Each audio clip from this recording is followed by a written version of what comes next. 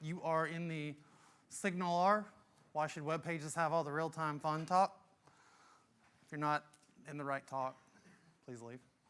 So you can go see something that's more important to you than SignalR. Few things are more important to me than SignalR. It's one of my favorite technologies. I do not work on the SignalR team. I work on the Azure team up in Redmond at Microsoft.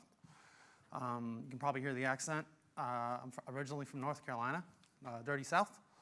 I work on the Azure SDK. How many of you were in the dev keynote yesterday? Did you guys enjoy that? Is that like fun?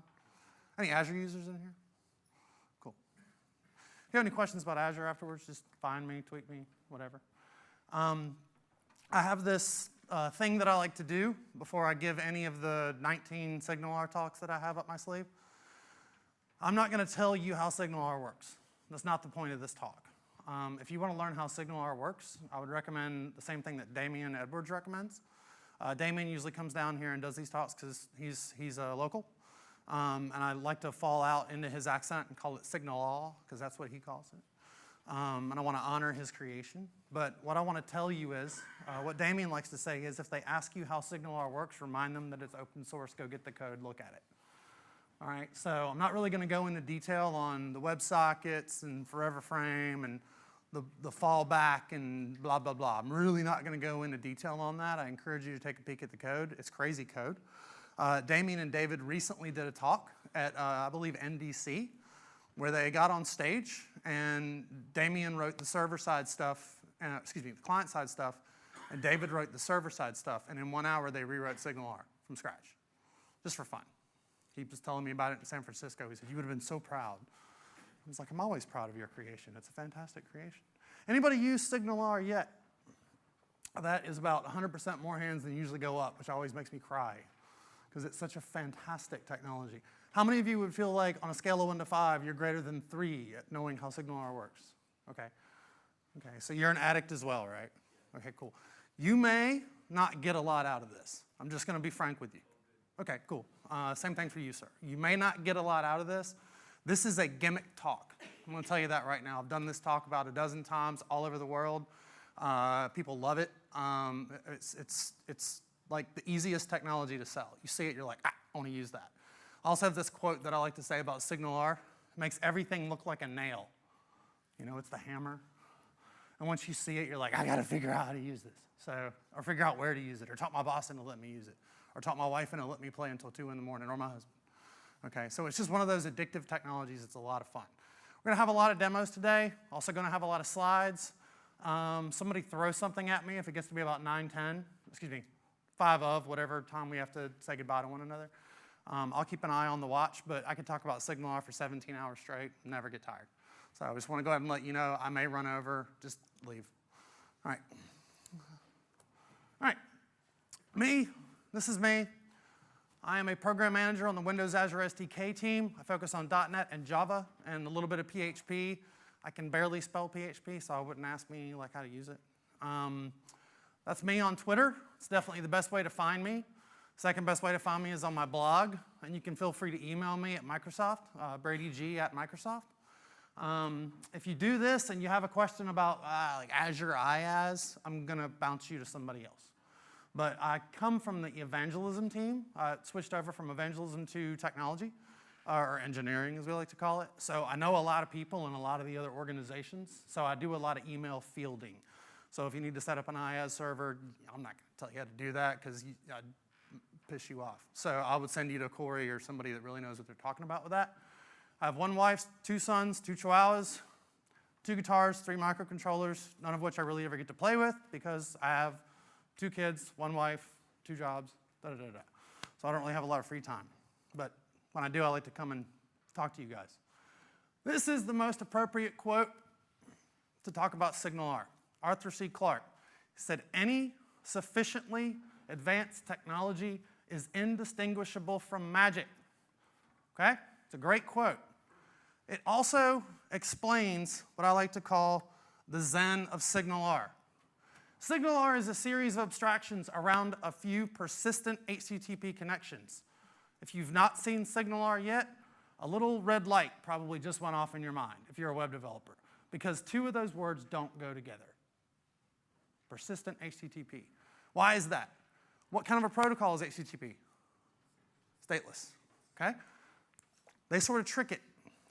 Now, this is an abstraction, okay? Now, with WebSockets, if WebSockets is available on the client side and the server side, and we'll get into that in a minute, it's going to party on WebSockets, and that's really going to be real time.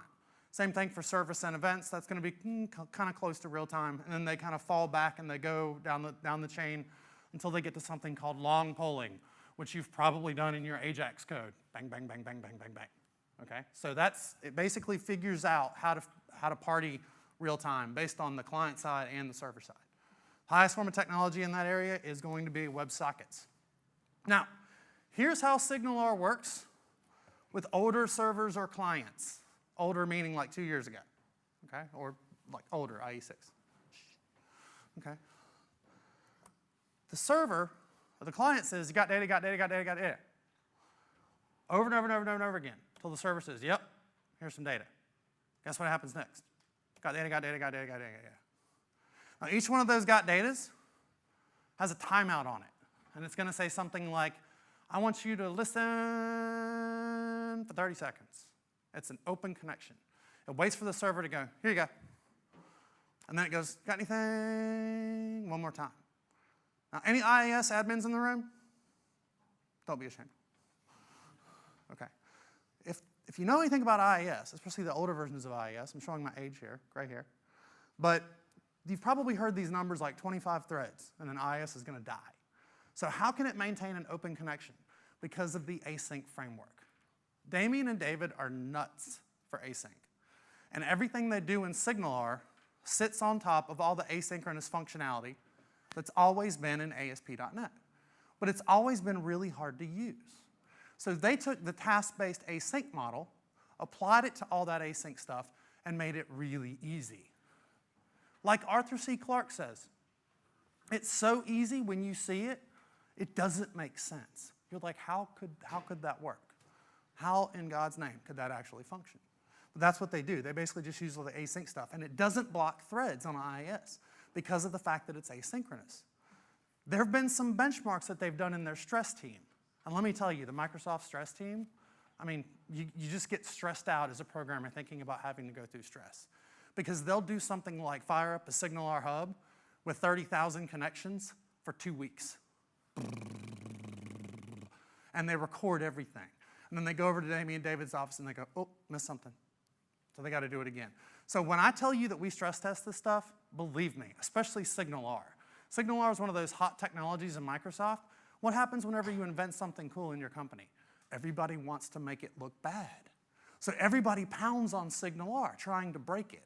And they occasionally do. And then David and Damien work for the next 24 hours and fix whatever it was that was wrong. Okay, so I want to point out that they've basically benchmarked it. One server, one SignalR hub, which I'll explain to you in a moment if you don't know what it is yet, can support 50,000 simultaneous connections. One server, one C# class inheriting from the SignalR hub class, 50,000 connections. There's this thing that I'm going to talk to you today called backplaning. Have you done backplaning yet? Oh, I'm going to blow your mind. I get to teach you something. It's fantastic. He's my dragon in the audience. He's going to be checking me over and over again. Okay, with backplaning, anybody ever had a server farm? One website, 10 servers? Okay, well, SignalR hubs live on one server. So if you want to load balance your site, you have to put a backplane behind all your servers so that all the servers can communicate with one another. Now, if you've got one server supporting 50,000 connections, and then you add 10 servers, what do you think you're going to have? It's going to be insane. You can connect all those clients. They have a goal, and I don't know where they are because I've been too busy to talk to them since I moved over to their team. Ironic. I used to sit next to them, and I never talked to them. I shut my door because all they do is scream and laugh. Okay? They're there all the time. They want to get the one hub, one server thing up to 500,000. That's their goal. Now imagine if you get the one server, one hub thing up to 500,000 and then you load balance that puppy. You can forget about it. Okay? Now here's what it looks like with, I should say new servers or clients. Sorry, typo, badness. You can tell I copied and pasted this. That's newer servers or clients like IE10, IS8, Google, et cetera, et cetera. The client will say, hey, I do real time. I know how to speak WebSockets. Do you? Server says, yep, I'm good. Let's do this. And then they party in real time. All right, so that's what happens when you've got WebSockets. Here's the cool part. Anybody think WebSockets is like the greatest thing since sliced bread? Really? I mean, nobody? Guess what? There will be something better one day. And if you wrote directly to WebSockets, what do you think you're going to have to do when that cool thing comes out? You're going to have to redo your app. David and Damien take that problem away from you because they have an abstraction called SignalR, and they maintain it. Whenever somebody comes up with a newer and better real-time technology, they add that in as one of the fallbacks. You don't have to change your code. You can just keep partying on SignalR.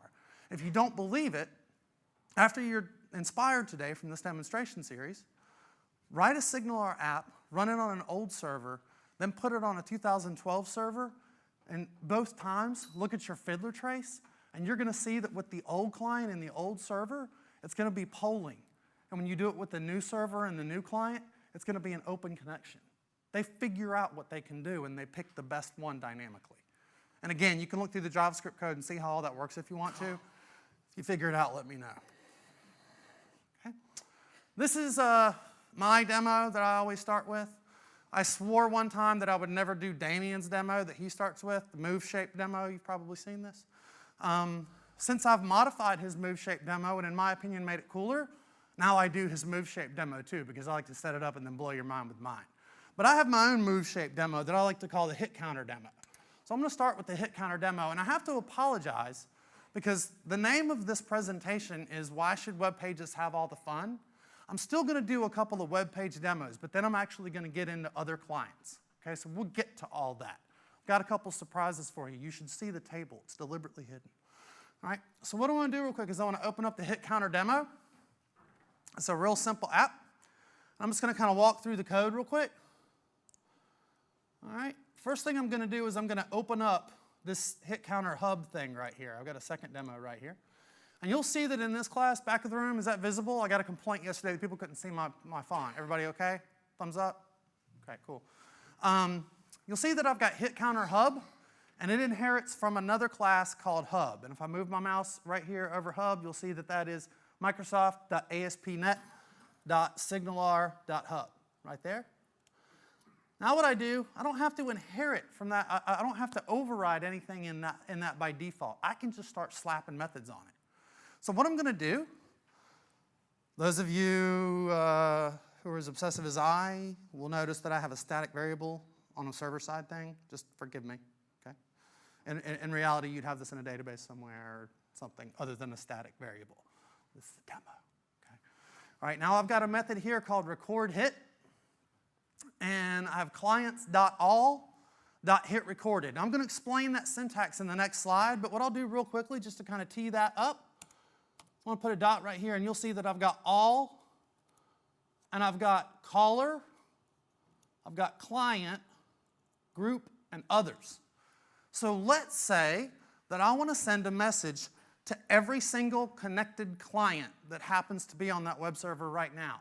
Which one of these do you think I need to use? That one.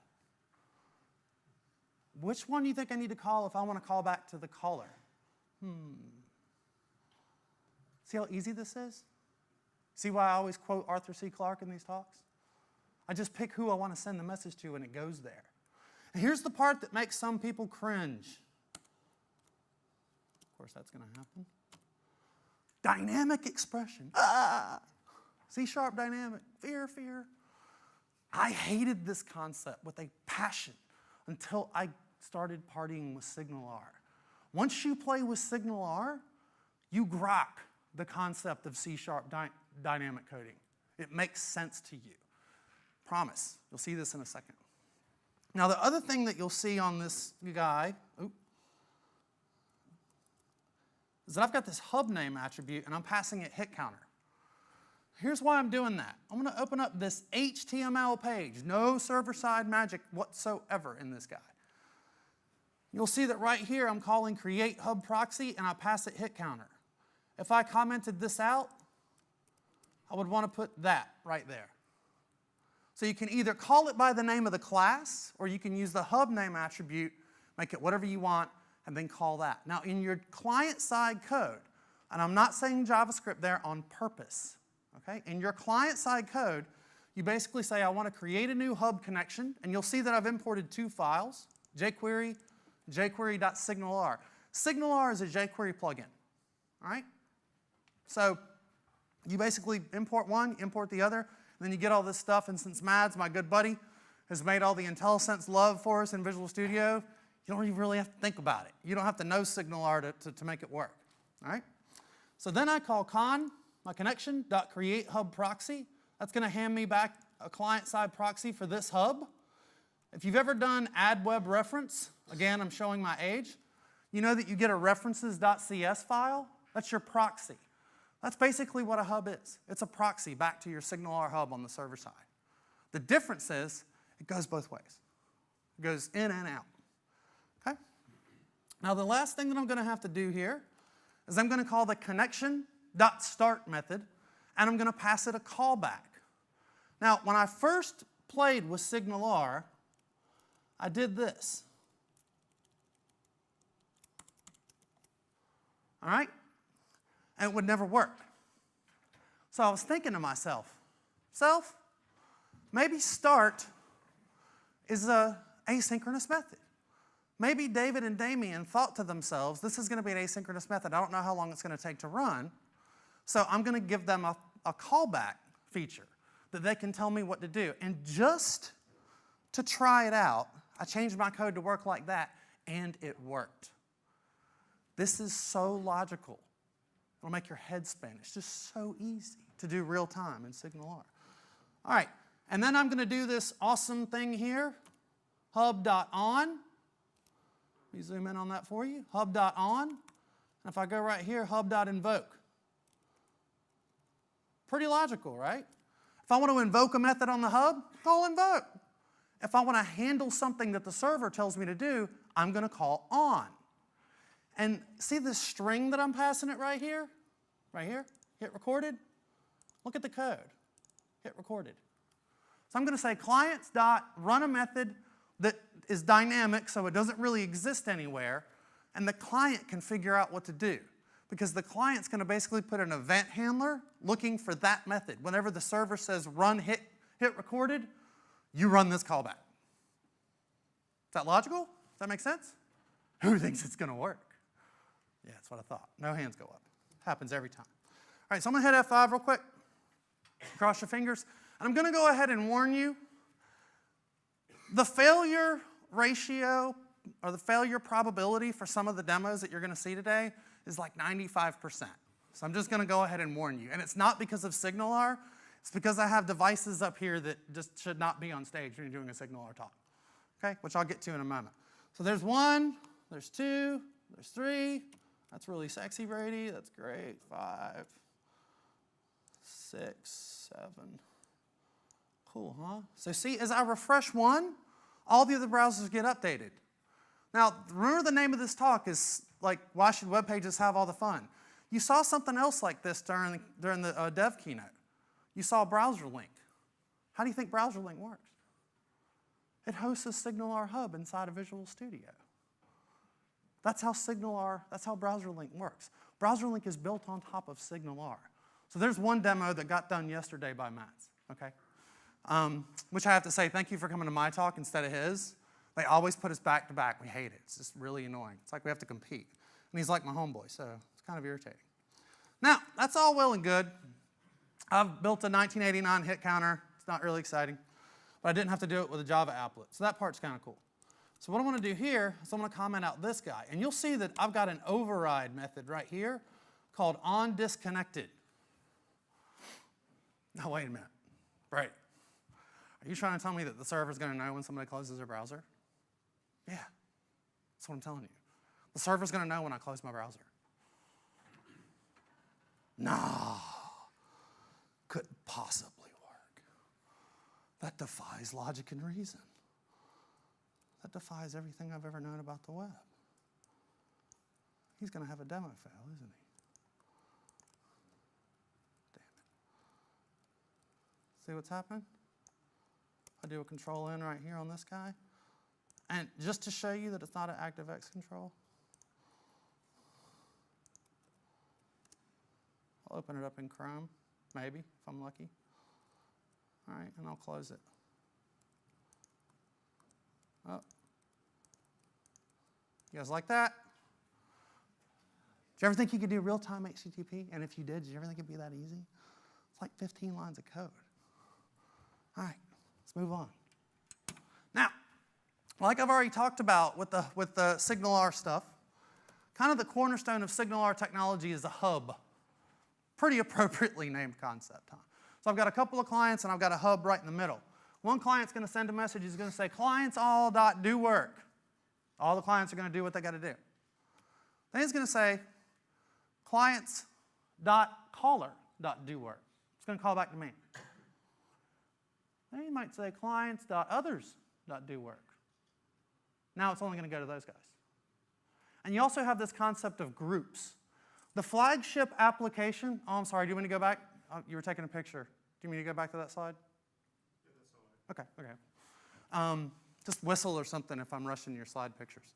And now I completely forgot what I was talking about. So I'll just move on.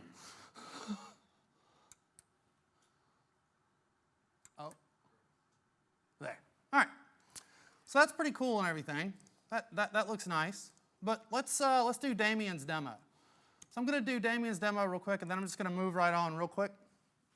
You've probably seen this demo before. And by the way, I'll go ahead and say, like Damien, if you get a chance to see Damien talk about SignalR, run, fight, claw, kick, do whatever you've got to do, but go see Damien do a SignalR talk. The guy wrote it, and the level of passion that he's got is astounding.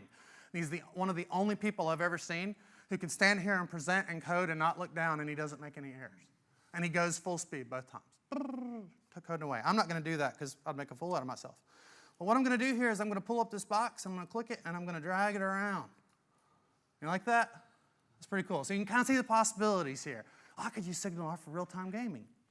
Good idea. Okay? And since it works across all different clients, which I'm going to show you now, you could do this in pretty much any environment. You can do this wherever you want to. All right. Real quickly, I'm going to close this down and go back to the slide real quick just to kind of make one point. On this next slide here, I'm going to show you the different parts to SignalR. These are the different components. You've already seen one of them, this one, JavaScript, and you've already seen this guy, the ASP.NET host for SignalR. There's a couple of other pieces to it too. What they did with SignalR was they said, we want to be able to run real-time in any platform. We want to do it anywhere.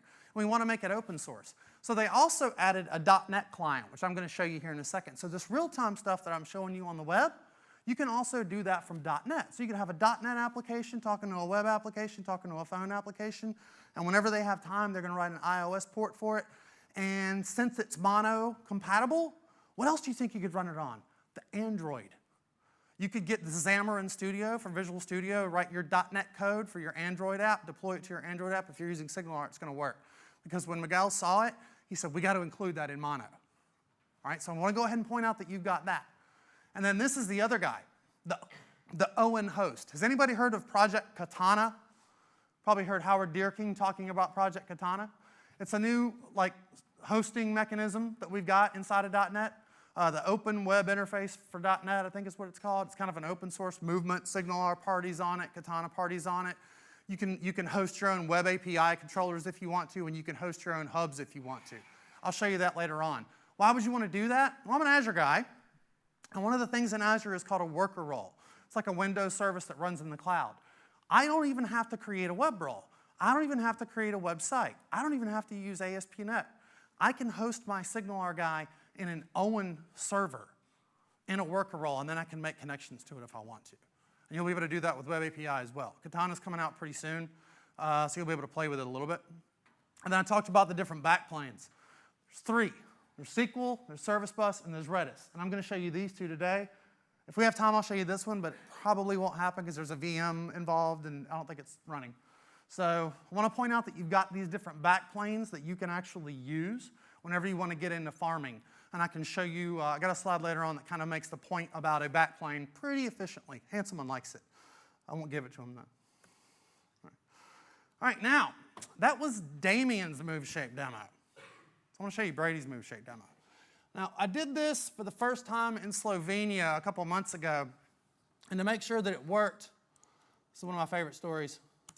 I actually was standing in front of was standing in a hotel room, and I put my Connect, which is right up here on the table, on the desk, and I grabbed a video camera, and I kind of backed up and I videoed it, which I'm going to show you here in a second. I sent the video to Damien and the whole SignalR team, and he replies, but he actually added 2 other teams, and he says, "Now you're just showing off." Okay. We like to come up with new ways to use SignalR pretty regularly. So what I've got here is I've got a Connect daemon. It's basically a console exe that's going to be listening for skeletal input on my Connect. And then I've got the exact same website that I just showed you with that move shape demo, but it's not going to be listening to other browsers. It's going to be listening from my Connect code. But I want to show you one piece of that Connect code. I'm not going to walk through all of it because my name is not Clint Rutkus, so I don't really know how this works. Okay, I'm not a big Connect guy. I like to say I am, but I'm not that good at it. Now, remember that HTML code that I have, and if you can't, I'll go ahead and pull that up right here. And I want to show you a couple of things.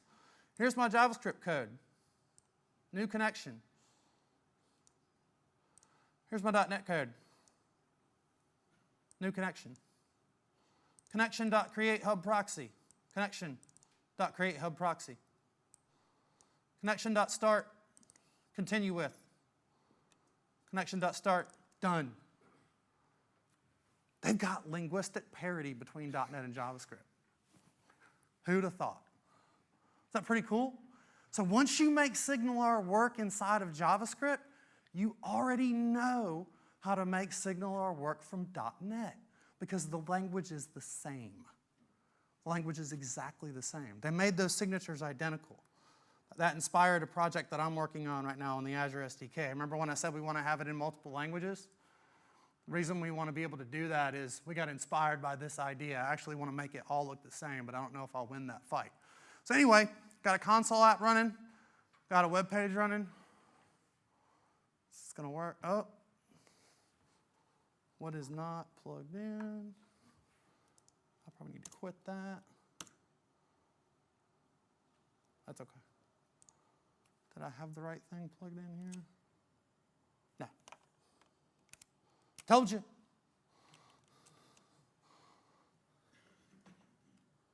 There. That's better. All right. You move this over.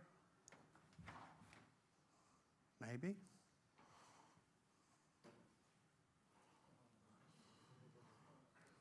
You like that? This would be a good time to clap.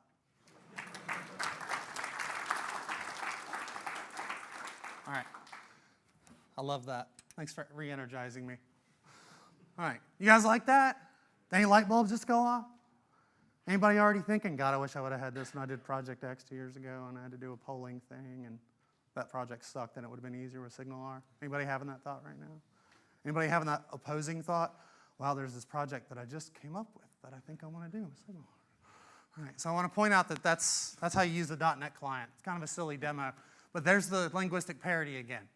This is a slide that just shows you that it's exactly the same with a little bit of capitalization. David and Damien wanted to be good citizens for JavaScript guys and for .NET guys, so they went with the capitalization sequence that is appropriate for each language. They're nice guys. All right. Integration with other .NET parts. Now this is the part where we kind of take that .NET guy, the .NET client that I just showed you with the Connect, and I show you how to fire a SignalR hub and to make the clients respond from the server side from a different technology. And this particular technology is going to be Web API. So I'm going to show you how to do that real quick, and then I'm going to show you the demo that will probably fail. Okay? So I'm going to make a call out to a Web API controller.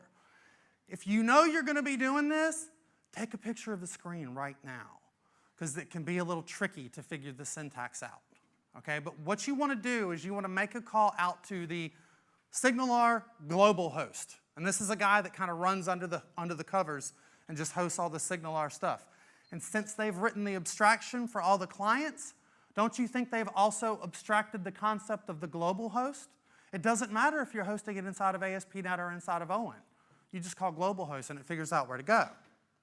So on the server side, I'm going to say globalhost.connectionmanager.github context.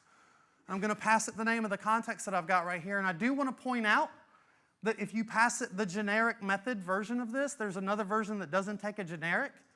Whenever you start looking at the methods that's going to hand you back, it doesn't tell you the methods that are on that hub. That was a little weird for me too, but it just doesn't tell you that. Why do you think it doesn't tell you that? Because those methods are probably going to be dynamic and they're going to change all the time. You're going to evolve your hubs. You don't want to have to go back to this code and change it too. So you just kind of have to know what the language of your hub is, and then you can actually make a call to it from the server side. So you could have an ASP.NET page, an MVC page, a Web API controller, or something happening on the server, and you can fire messages out from the server side. So this kind of is sticking to the why should web pages have all the real-time fun, and we're talking about web servers. So we've done the connect, and now we're going to do a web server, and I'm going to show you how this works. All right. And then the last thing that happens is it makes a call out to that SignalR hub, and then, of course, the SignalR hub is going to call out to the clients. Is that logical? Does that kind of make some sense? So this is just a way of showing you that you don't have to initiate the SignalR hub conversation from the client. I've already shown you how the server is going to call back out to the client. In this case, you don't even have to reference that hub directly. You can just tell SignalR what to do. Right? I'm going to show you one demo that will work, and then I'm going to show you one demo that probably won't work. Right? And this is going to be calling SignalR from the server side from within a Web API controller. How am I doing on time? Okay. How much more time do I have? 10:30, 10:45? Okay. Might be going too fast. Is it over at 11 or 10:45? 11? You guys might get a couple minutes of your life back. We're going too fast. All right. So now I've got this project open, and this is just a traditional VS 2012 project. I haven't upgraded this to VS 2013 yet. I don't really have to upgrade it because we've got the backwards compatibility. So I could have opened this up in VS 2013, but I'm just not going to do that today.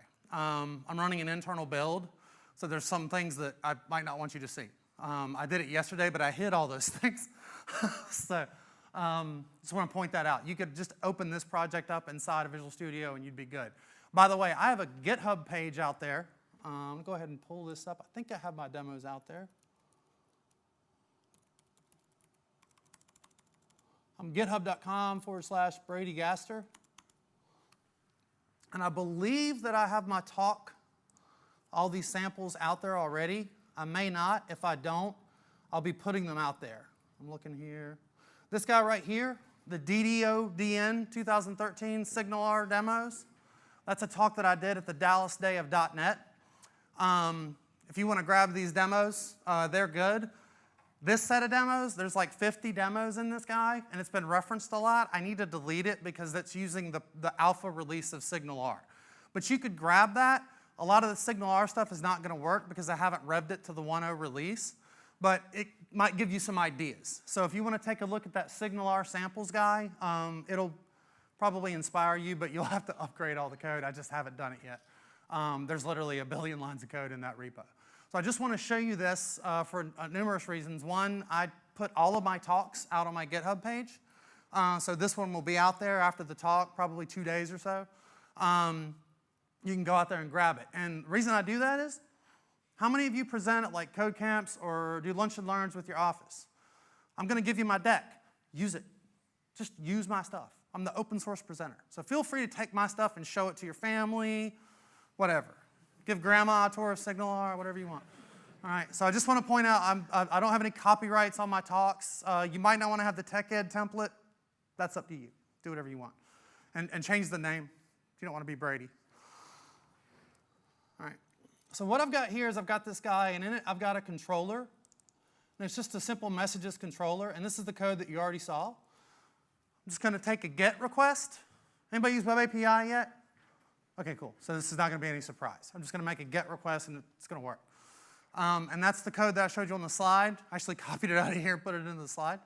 I'm just going to basically look for that hub, which I'm going to show you here in a second, and that's going to make a call back out to the client. Now, I'm going to have a web page, and on one side, it's going to have send something to the hub, and on the other side, it's going to say what I received from SignalR. So one goes in and one comes out. Now, I've already shown you that you can invoke methods on the server. Okay, I've already shown you that you can do that, so why would I not want to do that inside of SignalR? That's a demo. I just want to show you that you can use the two pieces together if you want to. All right? So there's that guy. I want to go to this hub. Go to definition. Nothing in it. Nothing in it. Nothing in it. Get it? Right. And I don't even need that method. I could actually get rid of that method. I just leave it there because I'm kind of particular about wanting to initiate the conversation from the client. That's only a Brady thing. That's an OCD thing. You don't have to do that. Okay, I just want to make it clear that you do not have to do that. And then I want to tell you a real quick surprise. I'm going to go in here to my views. I've got a home view right here. And most of this code is going to look pretty similar. I'm going to create my hub. And then right here, whenever I click a button, I'm going to make an AJAX call out to my web API controller. I'm just going to call API/messages, pass it a message in my query string. I'm just going to throw something up over the wall to my API controller. Now, whenever the messages come back from the SignalR hub, I'm going to handle them. But here's something interesting. Notice how here I've got hub on message received. But when you look in my hub class, I don't have any code. There's no code in there. I'm not giving it a method named onMethodReceived. I'm not passing anything to the server. I'm not even calling the init method. I don't even have any methods to call to send those messages to the client. Where do I have that? I have it right here. So I'm just saying clients.all.onMessageReceived inside of my web API controller hanging off the whole SignalR chain. Then I handle that thing right here. David and Damien have this crazy idea that one day you won't even need a hub class. That as long as the server and the client are telling one another methods that they both know about, it will just work. I don't know if that's going to be in the 2.0 release or whatever. I don't know if they decided to deprecate it. It was one of those things, it was one of the only times I saw the two of them kind of disagree. Like they both thought it was cool, but David was like, we need server logic. Damien was like, why? So they went back and forth for like 9 hours. It was really fun to watch. And that was the only thing I saw. I just fell asleep. But they have this idea that you don't even really need the hub. Why would you need the hub? Why would you want to use the hub if you know that both sides are going to understand what to do? Can anybody think of one reason? There's really one big reason. No, there's two reasons. But that's right. That's a good second reason. What I was thinking of was security. Like I want to use the server side to say, are you allowed to send these messages? But that's a great second reason. I have to append the conversation. But yeah, logging. You could do this stuff with logging as well. So if you want to log stuff on the server side. But you kind of see what's happening here. You've got this concept of as long as both sides kind of have a conventional agreement, they can talk to one another. Is that pretty neat? You guys like that idea? All right, I'm going to run this real quick. And then I'm going to try the demo fail. Wish me luck. Probably start sweating. All right, so I'm going to put these two guys side by side, and I'm going to send a message. Now look, he sent the message, and he received it. He hasn't sent any messages yet, but he did receive one back from the server. So that's Web API sending a message that the client sends it to SignalR, and then everybody gets the messages. So in that case, I sent a bunch of messages from that second client. So I'm going to log each one that I send on the left. I'm going to log each one that I receive on the right. Now, what I could do is change this code around a little bit to show you sort of how the hub stuff works. If I go into this hub right here, I could say, where is it? All except, oh, I guess they didn't hang that off of there. That's probably been changed. Yeah, I guess they haven't hung caller off of there in this version. I'm using the 1.1.3, which is the public release. They've got an alpha release of 2.0. I sent Damien an email the other day and I said, hey, is there anything in 2.0 that you want me to show? I didn't hear back from him. And that's not to say that he's, he's really, really busy. So the fact that the others isn't in there is kind of odd. I wonder if I could go up here to clients. There'll be others there. No, there's not. So I guess you can't do that in here, but what I was thinking of is that I could put others instead of all there, and it would only call the guys that weren't me. Does that kind of make sense? Okay, I guess it doesn't hang off of this type of chain. Okay, so that's all the simple stuff. I'm going to go way out on a limb here.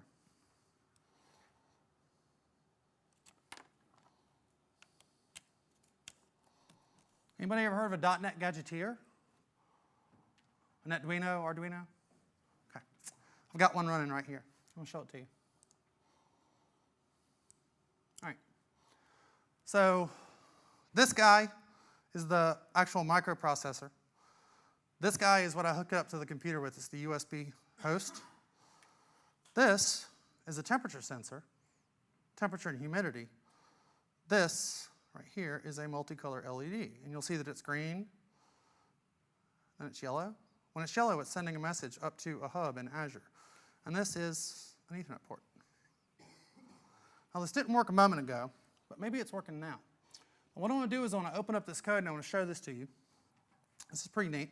I'm really not going to walk through this code a whole bunch, because the first thing you'll see is the good part. Does that look familiar? The gadgeteer gives you a WYSIWYG way of designing your circuit. So in this case, I can basically snap these pieces together inside of my designer surface, and it sort of helps me know how to plug them in on the device. Okay? I've actually shown my son, who is 5. I've shown my son, I just tried this. I only had one thing, like Ethernet dongle or something like that.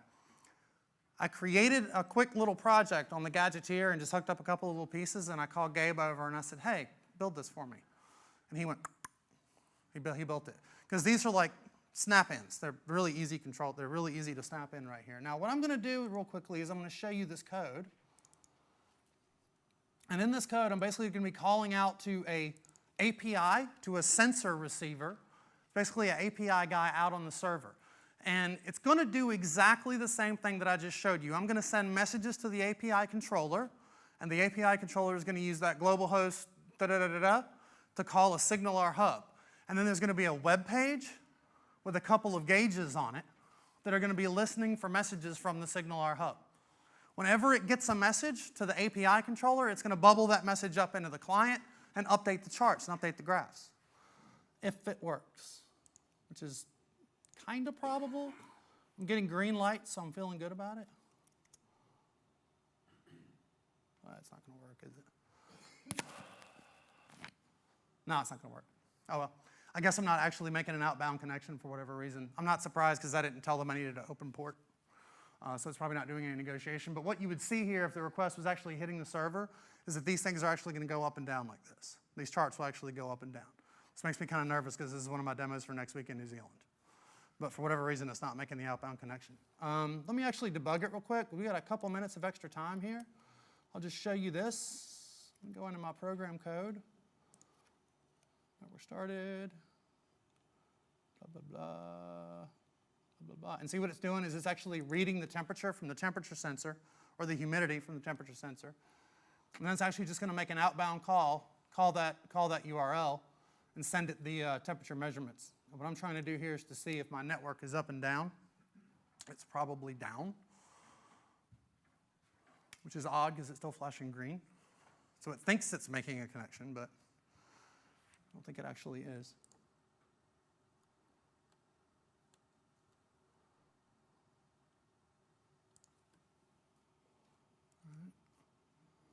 Sorry, this takes a second to spin up, but the reason I like to show you this is there's .NET code running on that .NET gadgeteer. I can connect to it over USB, write .NET code against it, and I can debug it on the device. Kind of like when you plug in your phone and you're building a phone app and you can debug on your phone. I can step through here on this device, and if you could see this guy right here, actually move this over.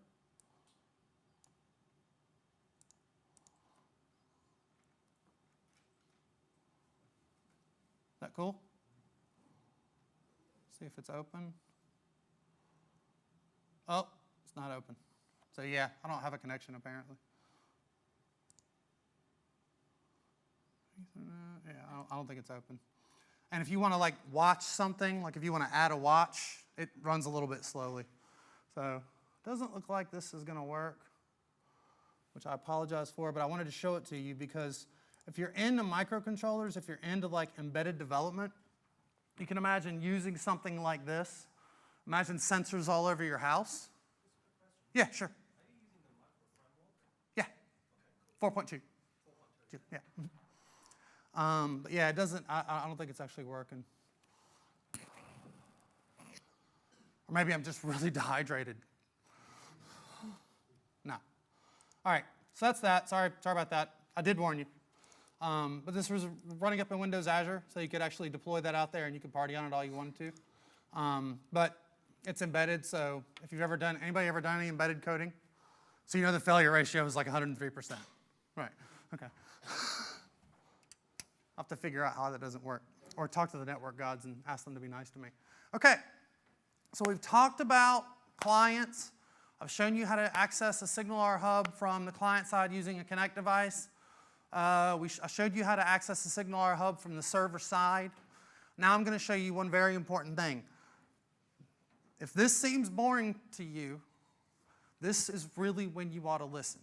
Okay, most people kind of glaze over here because they think, oh, I'll figure it out. It'll just work. It's not going to work. Okay?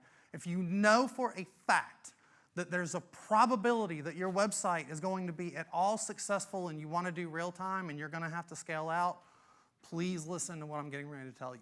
Because once you scale out, it won't work anymore. If one client is connected to one server and another client is connected to another server and you haven't done what I'm going to show you right here, you'll wonder why the messages aren't going back and forth.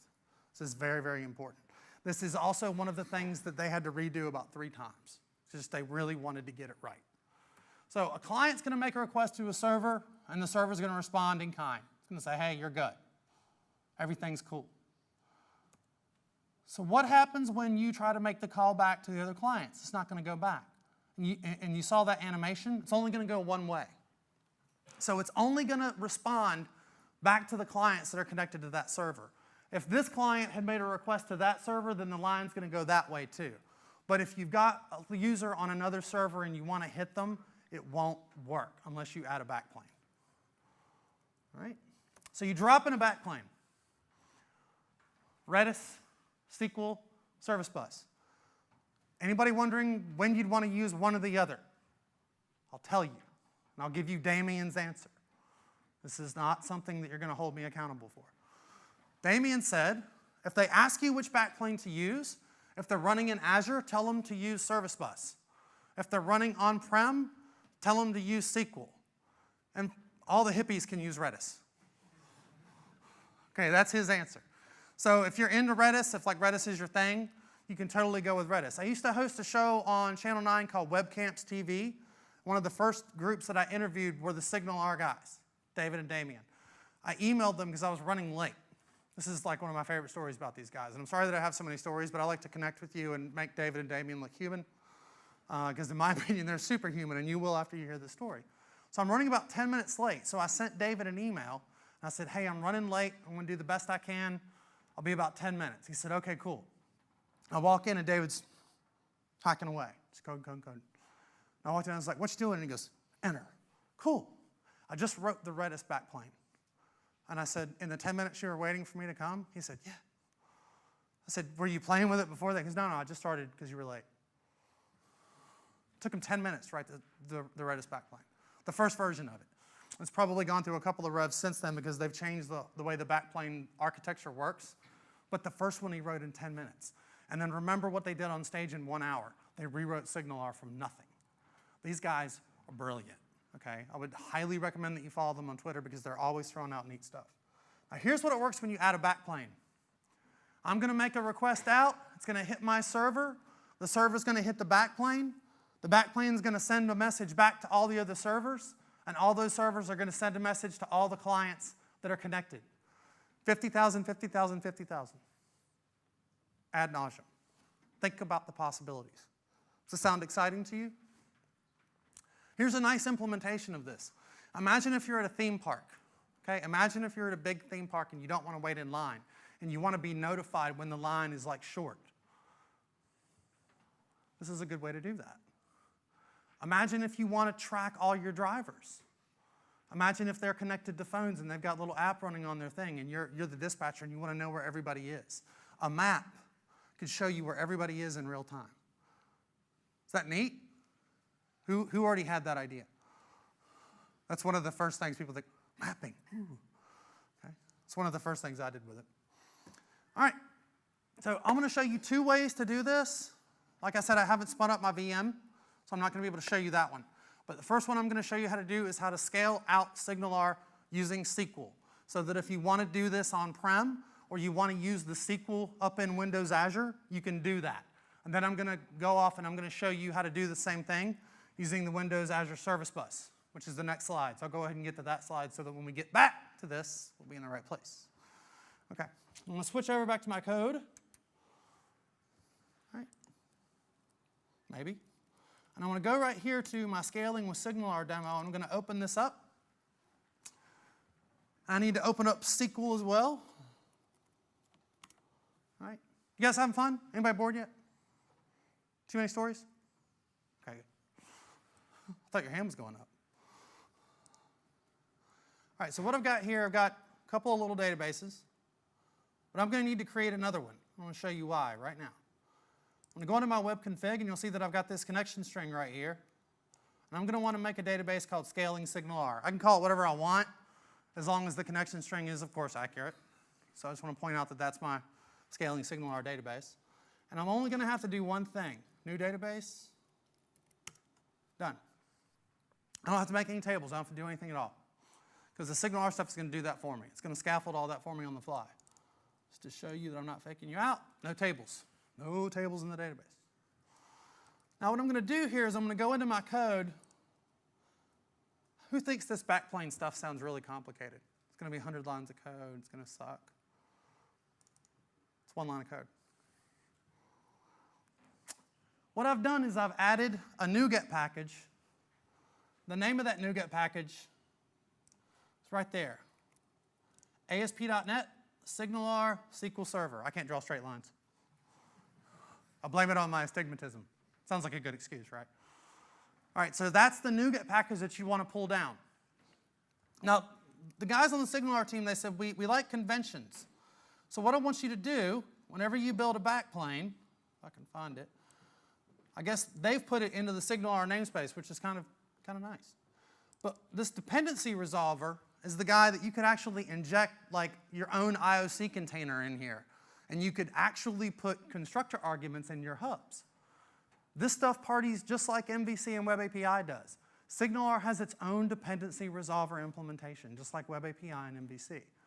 Anybody ever wonder why we don't have one dependency resolver? You ever heard of solid principality? Okay, we want you to implement your own container because you might want them to do different things. We don't want to make any assumption.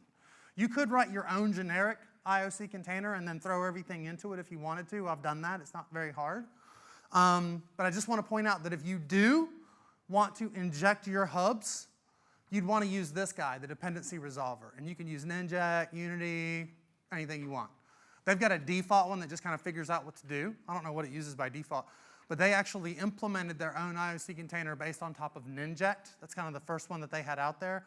A friend of mine in America wrote one for Unity. You could do your own if you wanted to. So I just want to point out that you do have dependency resolution and SignalR that you can do whatever you want. And what they've done is they've given you an extension method called useSQLServer. And then you pass it a connection string and you're done. When we get to the code to show you how to do this using the service bus, it's exactly the same thing. But instead of useSQLServer, it's useServiceBus. You know what you pass it? A connection string to your service bus namespace.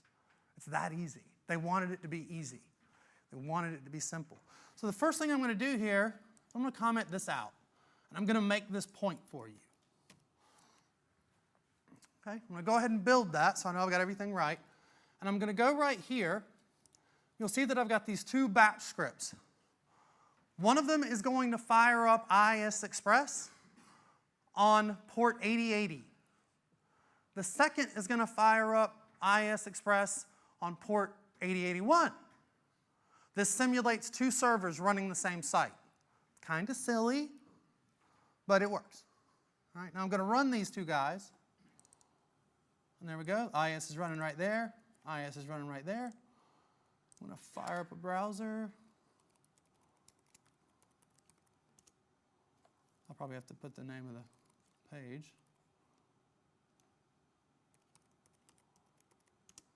Okay, so there's one. I'm going to copy this. And you'll see that I'm actually hitting the server over there. And I'm going to leave this up so you can see this guy. I'll paste this in, and I'll change this to 8080. You see that I'm actually making a request back to that guy. So see what's happening here? Got two servers running the same site. I'm just going to send a couple of messages. Oh, it's not working. He said it would just work. You lied. All right. I'm going to kill that. I want to kill that. Let my IISs die. Leave my web browsers open because I'm really lazy. I'm going to undo this, and I'm going to do a rebuild real quick.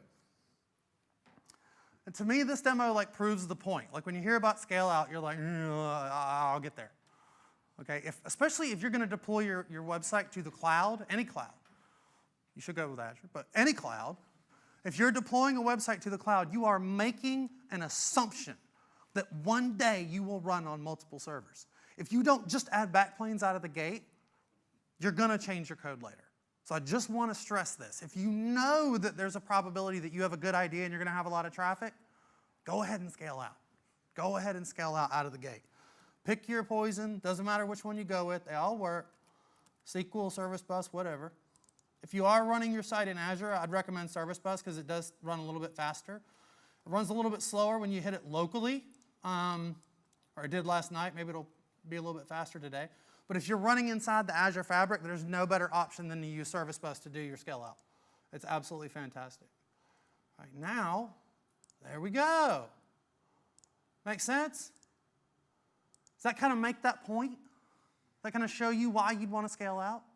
Make any sense? Any questions about that at this point? Now, if I go back over to my SQL Server before you ask your question, and I hit F5, there's my tables.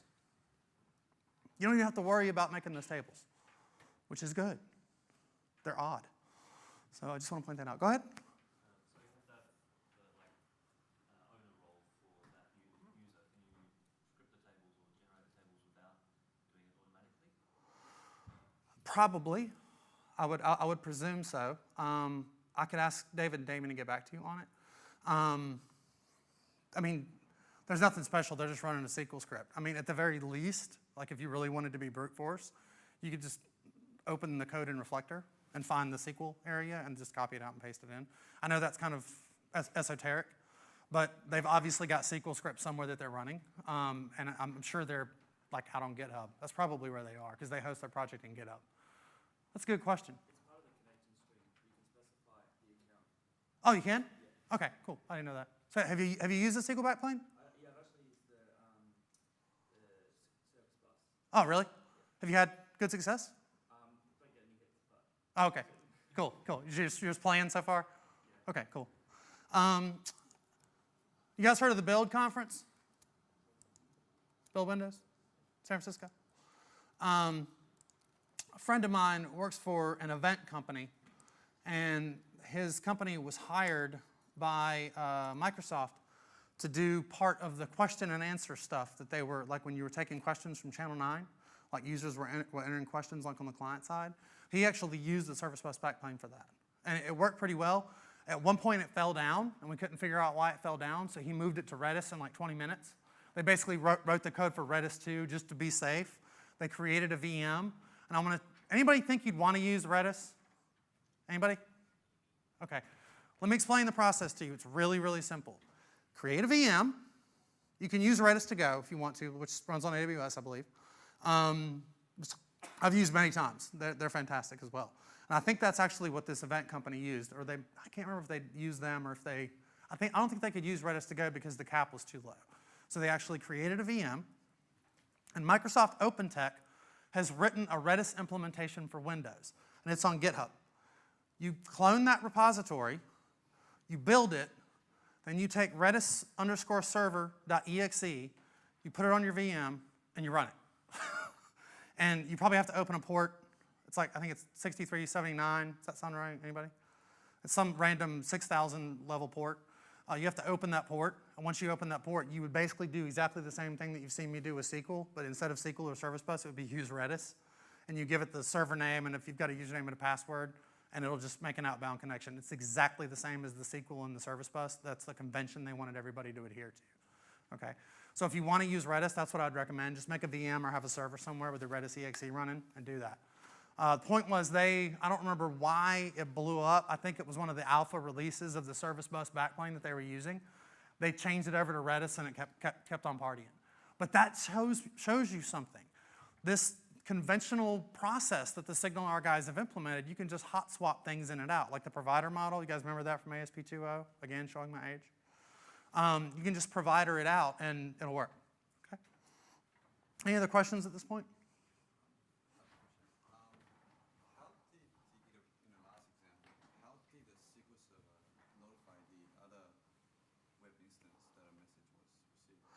It's not necessarily the SQL Server side. The question was, how does SQL Server know how to notify? I'll give you two answers to that. The first answer is SQL notification services, or whatever that thing is. Does anybody remember what that's called in SQL Server? Event Broker. If you're using something like Event Broker, it's gonna be doing it for you. If you're not using Event Broker, there's kind of a poll on the backplane side. It keeps making a connection back to the SQL Server and saying, do you have any messages? Do you have any messages? And then it will send them up. So if you're using Event Broker, it's going to be outbound. If you're not using Event Broker, it's going to be a poll. So that's how it works. It's basically part of the backplane implementation. Any other questions about that at this point? Is there a performance to just doing it on your one site before you scaled out across to multiple? 50,000 simultaneous connections? No, there's not. Adding the SQL doesn't lag. Adding the SQL exponentially increases it. In the stress test that they've done, anybody want to take a wild guess in the stress test that they've done? I'm trying to predict when he's going to actually snap so I can give him a funny face. I just let him go. They've done a couple of different tests on this, and imagine the stress test lab where they're just banging on SignalR. Anybody want to take a wild guess what fell down first? Bless you. Anybody want to guess CPU? You'd be wrong. Anybody want to guess memory? You'd be wrong. Those are both flat. The network card. The network card went, okay? They flooded the network. The CPU was flat. CPU was like, bring it. So I don't know how to answer that question. I can't even make a microcontroller talk to a network. So, all right. But yeah, that's the first thing that fell down. And it fell down repeatedly. And I'm not saying that is I shouldn't use SignalR, it'll kill my network. But if it's going to kill anything, it's going to kill your network. So have like, what is it, gigabit card or whatever it is, fiber, laser, whatever. Okay. Any other questions at this point? How does it handle 3G connections? I'll show you. We'll get there. Very well. Very well. But again, if you walk into the bathroom and it's a concrete room, you have no cell reception. Low latency and stuff like that, does it actually open a lot of connections on the server? No, it's just one. It's just one. But as soon as the one dies, it'll reopen it. Like basically, as soon as it kills the connection, as soon as it goes, oh no, it'll just try to make another one again. The connection on the server going to close wait or down wait, or? Pardon me? I mean, the connection on the server, does it actually going to It waits. close wait state or Yeah, down yeah. wait state? It closes. Once the client disconnects, the server goes, oh, you're gone, and it waits for another connection. So, which actually raises an interesting question, or raises an interesting point. I want to make something very, very clear. Remember how I said SignalR makes everything else look like a nail? Okay, I want to point out, 10 minutes? Okay, I might skip the next demo. I'll do it real quick. It's very important for me to point out, SignalR is not durable messaging. If you decide to use SignalR for durable messaging, you're going to lose messages. And that's not to say that you shouldn't use SignalR because it's not durable. That's to say you should use SignalR in the appropriate place. Okay, like if you know that your client's going to disconnect and that message is going to go out into the ether, don't use it. Use queuing. Okay, just want to point that out, make that case. Okay, I want to give you the option Do you want to see the service bus demo, or do you want to see the really hot demo? Okay, I'll do the hot demo. Okay. If I've shown you SQL, I've shown you service bus. So it's just a different line of code.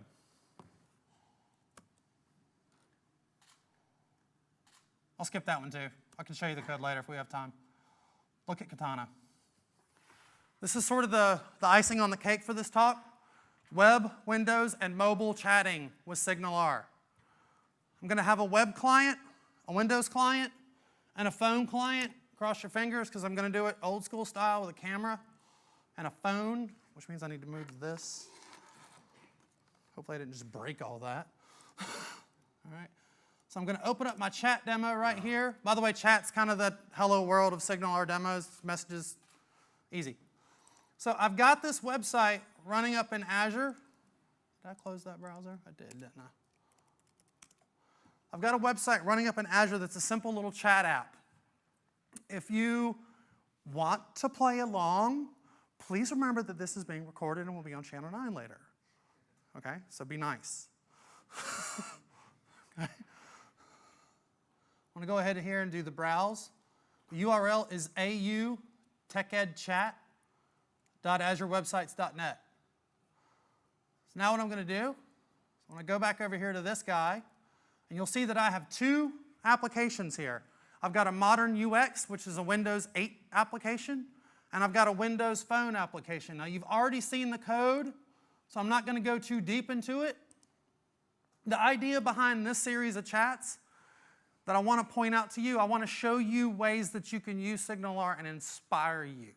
The nice thing about a lot of the code that I've shown you is that it's the same 8 lines of code over and over and over and over and over again.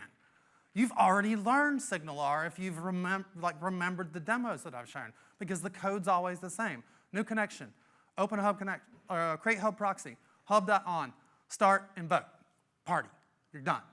The code is exactly the same inside of here. New connection, create hub proxy, on. Here's the cool part. You can generify, my word. You can generify this stuff. You can actually say, I expect to get a string, receive message. Anybody ever written a Windows app and they have a long-running process, and then they want to update the client, and when they do, you get a message that says, like, cannot update the UI from a different thread? You ever seen that horrible, horrible error message? Okay, it's resident in Windows 8, it's resident in Windows Phone. Okay, the reason I point that out, the only line of code that's really SignalR in here is this one. This wrapper is so I don't get that error. And the same thing is true for right here. Run async, same kind of deal.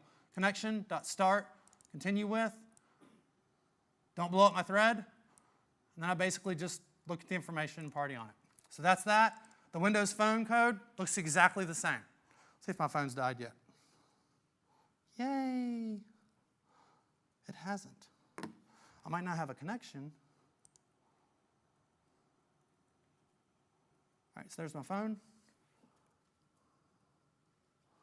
All right, wish me luck.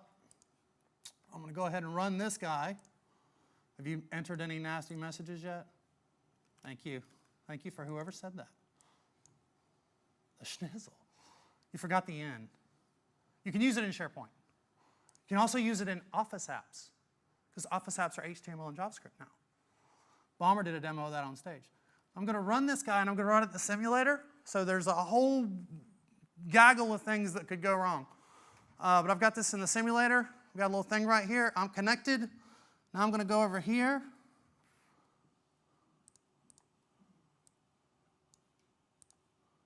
Get all this running here. If you're looking at the web page, oh, of course that would happen. Oh, shucks. Sorry, guys. Oh, look. I'm getting messages from your web stuff, okay? Now, this is when everything could go south. Oh, by the way, if you write an application with SignalR, you have to end it with R.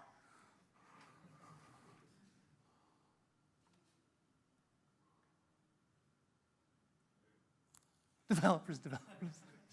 That's awesome. I'm Brady Gaster. I hope you like SignalR. Thanks a lot.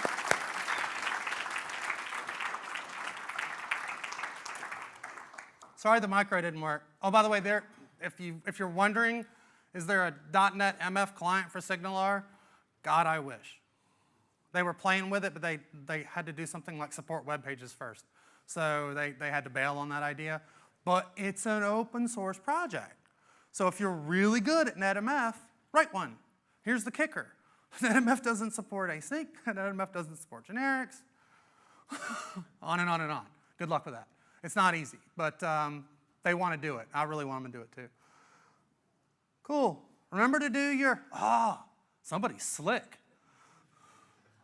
Did it work on the site? Okay, cool. Coffee! All right.